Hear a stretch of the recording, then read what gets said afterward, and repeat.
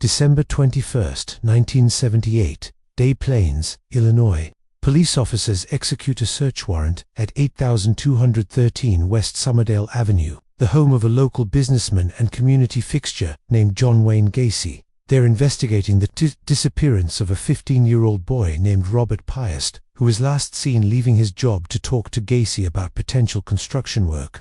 The initial search turns up some suspicious items: police badges, handcuffs, pornography, marijuana, but nothing that directly connects Gacy to the missing boy. Still, something feels off. The house has a strange smell, like something rotting beneath the floorboards. Officers notice the crawl space under the house and decide to investigate. What they find when they dig into that crawl space will reveal one of the most horrific serial murder cases in American history. Bodies, dozens of bodies, young men and teenage boys, decomposing in shallow graves beneath Gacy's house, some buried in lime to speed decomposition, some wrapped in cloth, layer upon layer of human remains, packed so tightly that Gacy had run out of room and started dumping bodies in the Des Plaines River when his crawl space became too full. By the time the excavation was complete, police had recovered 29 bodies from Gacy's property. 4 more were pulled from the river. 33 young lives, stolen by a man who presented himself as a pillar of the community, a successful contractor,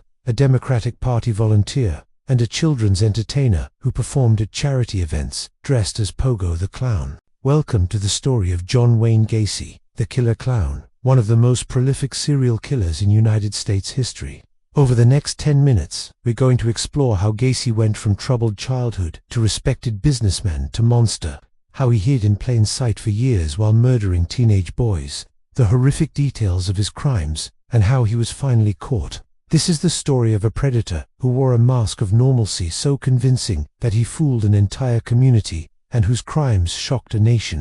John Wayne Gacy was born on March 17, 1942, in Chicago, Illinois. His childhood was marked by abuse and dysfunction.